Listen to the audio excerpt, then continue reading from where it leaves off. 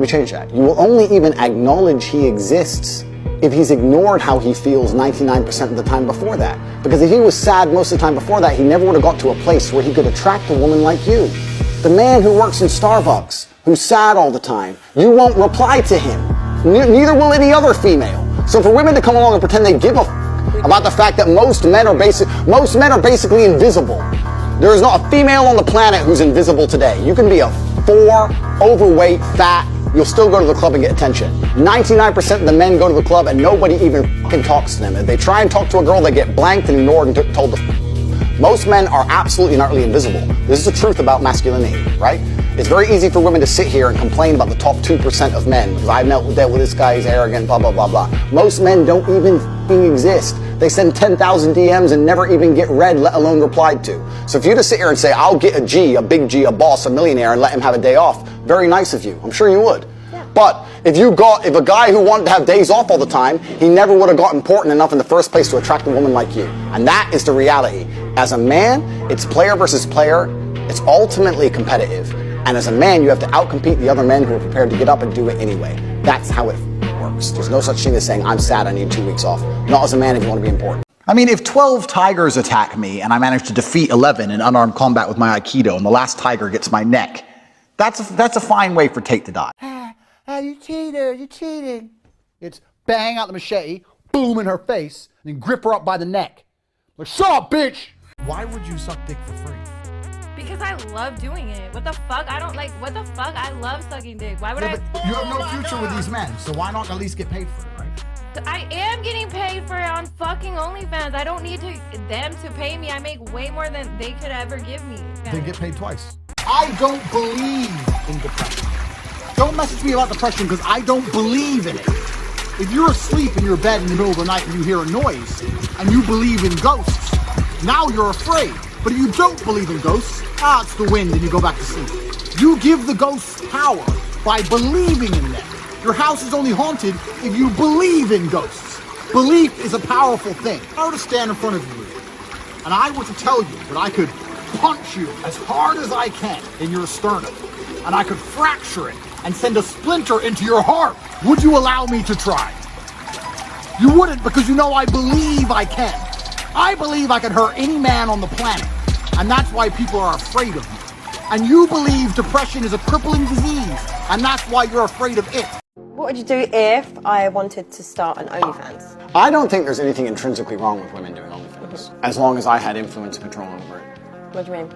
Doing a bit of photographer and get the angles, yeah? No. I'm not doing any real work, but just like taking all the money. Huh? If my chick said, I want to do OnlyFans, I'm like, all right, then cool, go do it. How much you made? 10 grand, all right, give me 8. All right, cool. What woman is going to give you 8 grand? You're my woman, you're doing OnlyFans, you're selling my product. What the fuck? Your product? Yes, correct. She's not Next question. No. I don't know if you're being serious. I'm totally serious. How would I let my chick do OnlyFans and keep all the money? That's disrespectful.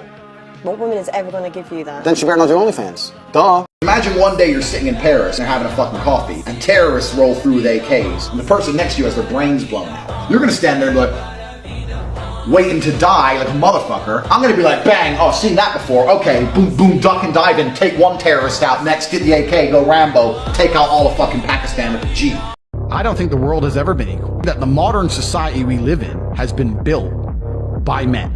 Let's cut the crap. All the roads you see, all the buildings you see, everything around you, men built. All of it.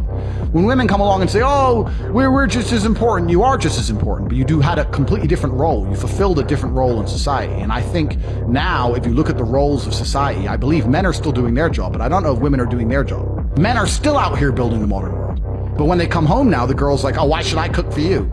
Would you be with me if I'd slept with over 50 men?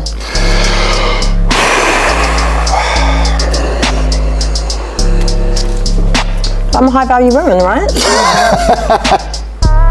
How can you be high value if 50 men have slept with you? What if I've just been single for a long time? No, unacceptable. Why is it unacceptable? Somewhere on this planet, there is someone who is your age, may look a bit like you, who was just given some bad fucking news. Either they were just given a cancer diagnosis and given 2 weeks to live, or the police just knocked on the door and said, your family's dead. Yeah, a cement truck ran them all over. They're splattered all over the road. My family? Yeah, all of them. I guarantee a bomb in Syria or a chemical attack in Yemen. There's someone your age who's just got given some bad fucking news. And if you were to sit there and explain to them your problems, they would swap lives with you in a heartbeat. And this is what most of you motherfuckers don't understand. You're not grateful for what you have because you don't understand and don't anticipate that there's someone out there who would do anything to have what you have. I'm not even talking about me with my Lambo and my beautiful women and all my shit. I'm talking about just a normal, safe life where you can watch Tate speech YouTube videos and no one's gonna bomb your house. There are people who would do anything to trade with you. And if you were to sit there and try and explain to them all your problems, yeah, but you don't want to, I'm depressed and I have no girlfriend and it's hard to make money and my life's hard, and you were to tell them all your stupid reasons that you don't like your life, they'd sit there and listen to them all and go, okay, yeah, no problem, let's swap. And they'd sign on the dotted line. Some child is outside enjoying their life, playing with toys and smiling in the sunshine and having fun. I hate happiness. I hate happy children. Anyway, you're all losers. We've discussed this before. I'm the king of the world. No. You don't go to the club with your friends. I don't know what kind of bitch-ass dude is letting his chicks go to the club with her friends without him. No. You stay in the house. You don't go nowhere. You're not, no restaurants, no clubs, nothing. Because life for a man is harder than life for a woman. Most men live depressing lives. For most men out here, they can't even feel wanted. Their wife left them. They're invisible to women. Their kids don't talk to them. They're just not wanted. Society has huge burdens on men. We're supposed to be smart. We're supposed to be rich. Supposed to be interesting. Gotta have jokes, gotta have chat lines, right? Gotta be charming, gotta be cool, experiences, stories. We need to have a lot of shit to be an important man. To be a woman, you need makeup. I got a message on Instagram, and it was from a young 17-year-old, and he said, I'll do anything. I want to be mafia like you. Can we work together? And I sat there and I said to Tristan, why does everyone think we're mafia? We're not mafia. Like, we don't run around with machine guns. I mean, obviously we have guns. Our house is full of machetes. Are we mafia? Anyway, I don't think I'm mafia. So I said to Tristan, look, we're not mafia. And Tristan goes, yes, we are. And I said, why? He goes, we're two huge fighting brothers with women naked on the internet who own casinos, who drive around Bucharest, Romania in over $2 million worth of fucking supercars.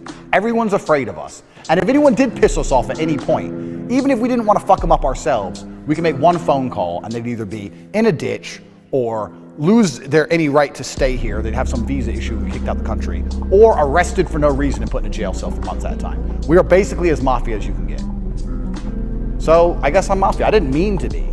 So I was sitting there going, well, I never intended on being an organized criminal. How do you end up being mafia? And I've concluded that if you are competent in every single sphere, you're going to be viewed as mafia. If you're a big, strong, smart, rich guy who's super well connected, how can you not be mafia? How can you not be when everyone wants to know you? Who doesn't want to know the kickboxing world champion who walks into the club with 20 big booty cuties? Everyone wants to know me. The mafia want to know me. So I don't need to be mafia if all my friends are mafia. And also the idea of the first member of color in this family.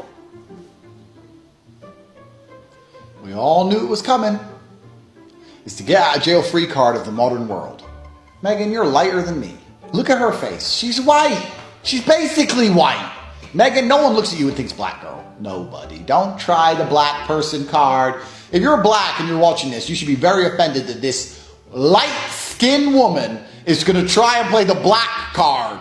I'm as victimized because I am a Negro. Look at your straight hair. If you're so black, season me some chicken, bitch. And when it comes back tasteless, bland, then we will know. We'll know conclusively. You ain't black. Stop saying it. You're a liar. And now she's adding race. Because what happened is Oprah was starting to dig a bit. And Megan saw herself getting cornered in her lie. So when you get cornered, you bring out the big guns. Shit. Race! Pow, race! Look at my skin. Look at my pigment. I'm a tiny bit brown. Shut up.